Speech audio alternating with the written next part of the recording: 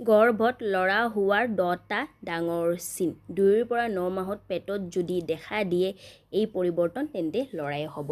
নমস্কাৰ বন্ধু-বান্ধৱীসকল, আপোনালোকক মোৰ চেনেল অসমীয়াত ঘৰুৱা দিহাই চন্দ্ৰকলালৈ স্বাগতম জনালোঁ। বন্ধু-বান্ধৱীসকল, আজি এই প্ৰেগনেন্সি ভিডিঅ'টিত আমি এনেকুৱা 10টা লক্ষণৰ বিষয়ে ক'ম বা চিনৰ বিষয়ে ক'ম। যদি গৰ্ভাৱস্থাৰ সময়ছোৱাত যদি এজনী গৰ্ভৱতী মহিলাৰ 2 মাহৰ পৰা 9 মাহৰ ভিতৰত যদি দেখা দিয়ে পেটত, তেন্তে জানিব যে ল'ৰাই হ'ব তাৰে বিষয়ে। বন্ধু-বান্ধৱীসকল, কি হয় যেতিয়া এজনী মহিলাই গৰ্ভধাৰণ কৰে, তাৰপিছত কি হয় গৰ্ভৱতী মহিলাৰ জনাৰ উৎসুকতা থাকে যে তেওঁৰ গৰ্ভত থকা শিশু কি হয়, ল'ৰা হয়নে ছোৱালী হয়। লগতে তেওঁৰ পৰিয়ালবৰ্গৰো জনাৰ উৎসুকতা থাকে যে গৰ্ভৱতী মহিলাৰ গৰ্ভত থকা শিশু কি হয়, ল'ৰা হয়নে ছোৱালী হয়। এনেতে তেওঁলোকে বিভিন্ন উপায় কৰি থাকে বা লক্ষণৰ দ্বাৰা জানিব বিচাৰে যে গৰ্ভৱতী মহিলাৰ গৰ্ভত থকা শিশু কি হয়, ল'ৰা হয়নে ছোৱালী হয়। বন্ধু-বান্ধৱীসকল, আপোনালোকে জানে ভাৰতৰ লিংগ পৰীক্ষা কৰিব নোৱাৰি। ভাৰতৰ লিংগ পৰীক্ষা কৰাটো দণ্ডনীয় অপৰাধ হয়। আপোনালোকে কোনো ধৰণৰ মেডিকেল হেল্প ল'ব নোৱাৰে।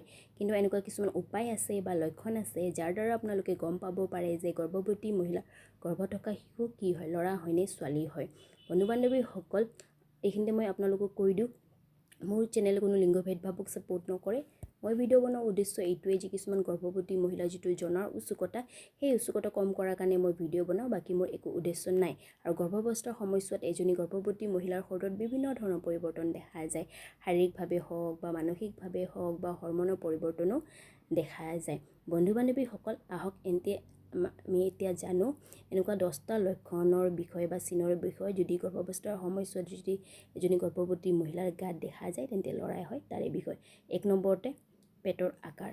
গৰ্ভাৱস্থাৰ সময়ছোৱাত যদি এজনী গৰ্ভৱতী মহিলাৰ পেটৰ আকাৰ গোলাকাৰ নহয়, তলফালে নামি গৈছে, তেন্তে জানিব যে এইটো এটা গৰ্ভত ল'ৰা সন্তান থকাৰে লক্ষণ হয় বুলি।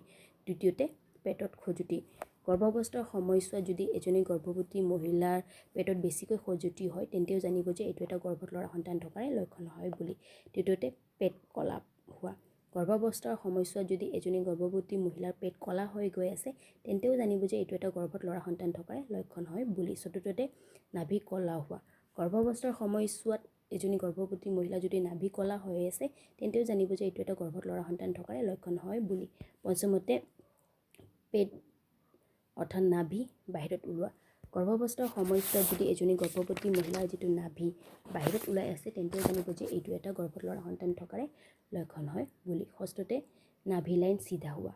গৰ্ভাৱস্থাৰ সময়ছোৱাত যদি এজনী গৰ্ভৱতী মহিলাৰ নাভি লাইন চিধা হৈ আছে, তেন্তে জানিব যে এইটো এটা গৰ্ভত ল'ৰা সন্তান থকাৰে লক্ষণ হয় বুলি। সপ্তমতে ইউৰিন বাৰে বাৰে আহা। গৰ্ভাৱস্থাৰ সময়ছোৱাত যদি এজনী গৰ্ভৱতী মহিলাৰ বাৰে বাৰে ইউৰিনৰ সমস্যা হৈ আছে, তেন্তেও জানিব যে এইটো এটা গৰ্ভত ল'ৰা সন্তান থকাৰে লক্ষণ হয় বুলি। অষ্টমতে শিশুৰ লৰচৰ পেটৰ তলফালে অনুভৱ হোৱা। গৰ্ভাৱস্থাৰ সময়ছোৱাত যদি যিটো শিশুৰ মুভমেণ্ট বা লৰচৰ যদি পেটৰ তলফালে অনুভৱ হয়, তেন্তেও জানিব যে এইটো এটা গৰ্ভত ল'ৰা সন্তান থকাৰে লক্ষণ হয় বুলি। নৱমতে ষ্ট্ৰেচ মাৰ্কছ। গৰ্ভাৱস্থাৰ সময়ছোৱাত যদি এজনী গৰ্ভৱতী মহিলাৰ পেটৰ তলফালে ষ্ট্ৰেচ মাৰ্ক বেছিকৈ হৈ আছে, তেন্তেও জানিব যে এইটো এটা গৰ্ভত ল'ৰা সন্তান থকাৰে লক্ষণ হয় বুলি। দশমতে পেটৰ তলফালে বিষ। পেটৰ তলফালে বিষ যদি এজনী গৰ্ভৱতী মহিলা গৰ্ভাৱস্থাৰ সময়ছোৱাত হৈ আছে, তেন্তেও জানিব যে এইটো এটা গৰ্ভত ল'ৰা সন্তান থকাৰে লক্ষণ হয় বুলি। গতিকে বন্ধু-বান্ধৱীসকল, আছিলে এনেকুৱা 10টা লক্ষণ বা চিন। যদি 2 মাহৰ পৰা 9 মাহৰ ভিতৰত পেটত যদি দেখা দিয়ে, তেন্তে ল'ৰাই হ'ব তাৰে বিষয়ে। যদি আপোনালোকক মোৰ এই ভিডিঅ'টি বা জানকাৰী ভাল লাগিছে, তেন্তে মোৰ ভিডিঅ'টো লাইক কৰিব, লগতে মোৰ ভিডিঅ'বোৰ শ্বেয়াৰ কৰিব, লগতে মোক কমেণ্ট কৰি জনাব কেনেকুৱা লাগিল মোৰ ভিডিঅ'টি, বা আগলৈ কিবা প্ৰেগনেন্সি ৰিলেটেড জানিব বিচাৰিছে মোক কমেণ্ট কৰি জনাব, ঠিক আছে। লগতে মোৰ চেনেলটো ছাবস্ক্ৰাইব কৰিব, তাৰে ওচৰত থকা নটিফিকেশ্যন বাটন প্ৰেছ কৰি দিব, কাৰণ আপোনালোকে যদি নটিফিকেশ্যন বাটন প্ৰেছ কৰে, তেন্তে মই আগলৈ এনেকুৱা প্ৰেগনেন্সি ৰিলেটেড ভিডিঅ' আনিলে আপোনালোকে প্ৰথমতে নটিফিকেশ্যন পাই যাব। ধন্যবাদ।